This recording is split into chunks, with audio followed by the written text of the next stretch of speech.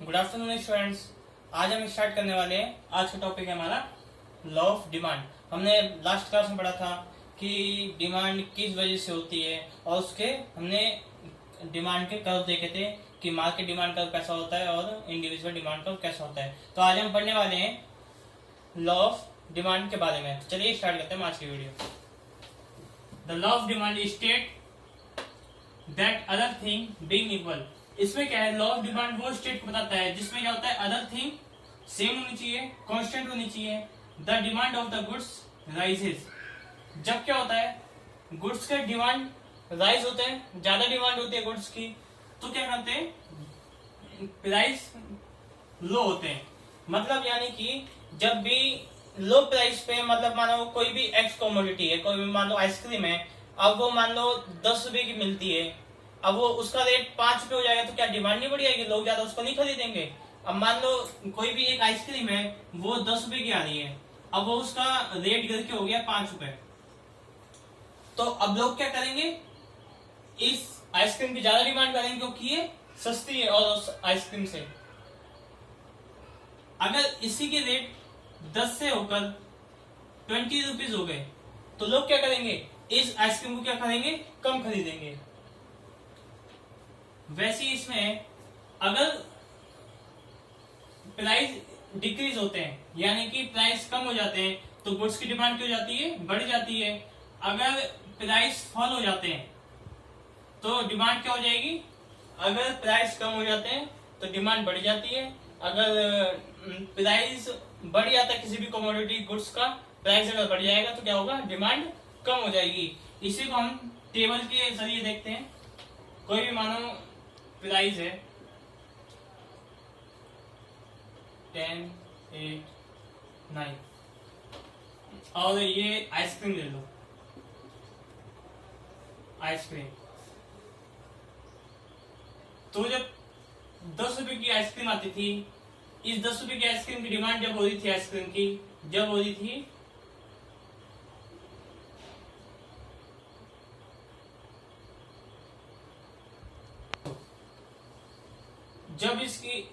जब इसकी प्राइस क्या हो गए, कम हो गए, आइसक्रीम के 8 रुपए आ गए, तो इसकी डिमांड कितनी हो गई, 200। जब इसके 1 रुपया,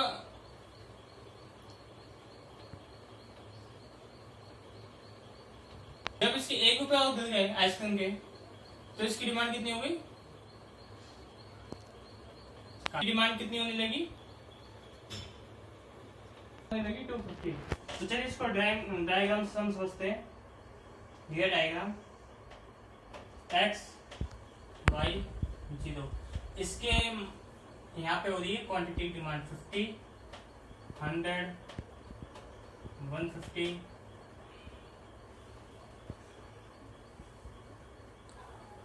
यहाँ पे हो रही है 1, 4, 6, 8, 10 पे कितनी डिमांड हो रही है, 150 की।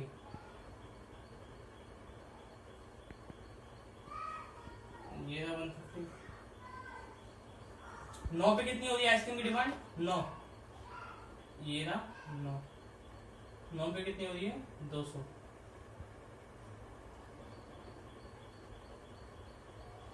और 8 पे 250।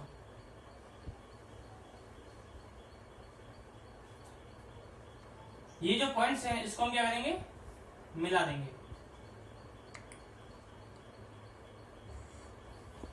इसको हम बोलेंगे डिमांड कर्व। अब आप देख रहे होगे जैसे जैसे क्या हो रहे हैं, प्राइस कम हो रहे हैं और आइसक्रीम की डिमांड क्या हो रही है, बढ़ रही है। जैसे जैसे प्राइस क्या हो रहा है, कम हो रहे हैं, आइसक्रीम की डिमांड बढ़ रही है। जैसे कि आइसक्रीम के प्राइस क्या हो गए, 10 से 9 पर हो गए, डिमांड कितनी हो गई, 150 से 200 पे हो गई। फिर उसके प्राइस कितने हो गए, 9 से 8 पे हो गए, और इसकी क्वांटिटी डिमांड कितनी हो गई, 200 से 250 पे। ये जो कर्व होता है ये नेगेटिव स्लोप होता है और इनवर्स रिलेशनशिप बताता है। ये जो होता है डिमांड कर्व, ये नेगेटिव स्लोप होता है और इनवर्स रिलेशनशिप बताता है। पैसे कोई भी एक्स कमोडिटी, कोई भी कमोडिटी होगी उसके प्राइस कम होंगे, डिमांड बढ़ेगी। अगर उस प्राइस कमोडिटी के प्राइस बढ़ते हैं, हाई प्राइस होते हैं, तो क्या होती है, डिमांड कम होती है। It is a relationship between price and quantity. जो भी प्राइस और क्वांटिटी का क्या होता है, रिलेशन को बताता है, उसी को क्या कहते हैं हम, लॉ ऑफ डिमांड।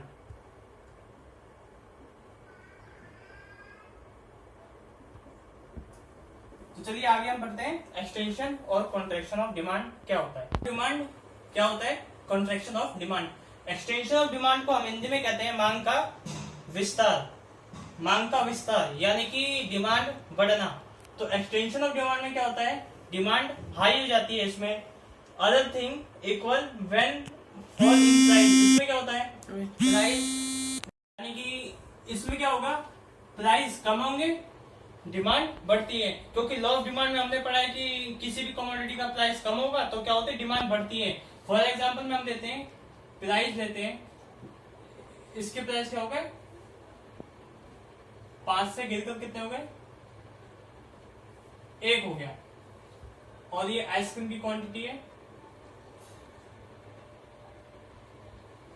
जब प्राइस 5 रुपए थे तो हम कितनी आइसक्रीम खरीदते थे, 1 खरीदते थे। जब इसके प्राइस 5 से गिरकर 1 पे आ गया तो अब हम कितनी डिमांड कर रहे हैं आइसक्रीम की, 5। इनवर्स रिलेशनशिप है, प्राइस क्या हुए, कम हुए, डिमांड बढ़ गई। इसी को अब जब हम ग्राफ से देखते हैं, एक्स वाई 1 2 3 4 5, 1 2 3 4 5। पहले कितने प्राइस थे, 5 से डिमांड होती थी 1, ये होगी क्वांटिटी, ये हो गया प्राइस। प्राइस 5 थे, डिमांड हो रही थी 1। जब क्या हो गया, प्राइस गिर के क्या हो गया, 1 हो गया, तो डिमांड कितनी हो रही है, 5।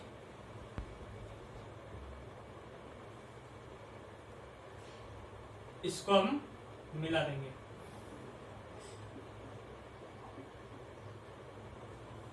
ये जो डिमांड कर्व है, जैसे जैसे क्या हो रहा है, प्राइस कम हो गया तो डिमांड क्या हो गई, बढ़ गई। ये डिमांड बढ़ गई, तो इसी को हम क्या कहते हैं, extension of demand. Extension of demand यानी कि मांग का विस्तार। अब कॉन्ट्रैक्शन ऑफ डिमांड क्या होता है, कॉन्ट्रैक्शन ऑफ डिमांड होता है मांग का संकुचन यानी कि डिमांड कम होना। तो अदर थिंग इक्वल यानी कि सेम होनी चाहिए या तो कांस्टेंट होनी चाहिए। When the rises in price, जैसे इधर क्या हुए, प्राइस में कमी हुई है, वैसे ही कॉन्ट्रैक्शन में क्या होना चाहिए, प्राइस बढ़नी चाहिए, राइज होनी चाहिए। Quantity demanded of A commodity, किसी भी क्वांटिटी की डिमांड क्या होनी चाहिए, डिक्रीज, कम होनी चाहिए, उसी को क्या कहते हैं, कॉन्ट्रैक्शन ऑफ डिमांड। तो चलिए टेबल समझते हैं हम। पहले प्राइस कितने थे, 5 से 1 थे। अब हम क्या करते हैं, पहले प्राइस 1 था तो आइसक्रीम की डिमांड कितनी की जा रही थी, 5 आइसक्रीम की डिमांड कर रहे थे हम। जब इसकी प्राइस क्या हो गए, बढ़ के 5 रुपए हो गए, तो अब हम इसकी डिमांड कितनी कर रहे हैं, आइसक्रीम की 1 आइसक्रीम की डिमांड कर रहे हैं। चलो इसको हम डायग्राम से देखते हैं, एक्स वाई 1 2 3 4 5, 1 2 3 4 5। क्या होता है, जो भी आइसक्रीम पहले कितनी थी, प्राइस आइसक्रीम के 1 रुपए था, तो डिमांड कितनी हो रही थी, तो ये क्वांटिटी, डिमांड कितनी हो रही है, 5 हो रही है। जब आइसक्रीम के प्राइस क्या हो गए, बढ़ गए, 5 हो गए, तो डिमांड कितनी करते हैं हम, एक आइसक्रीम की हम डिमांड कर रहे हैं, तो इस पॉइंटों को हम मिला देंगे। ये हो गया हमारा डिमांड कर्व। तो अब क्या हो रहा है, इसमें प्राइस बढ़ रहे हैं, आइसक्रीम क्वांटिटी क्या हो रही है, कम हो रही है, यानी कि डिमांड का संकुचन हो रहा है, डिमांड हो रही है कम। इसी को हम क्या कहते हैं, कॉन्ट्रैक्शन ऑफ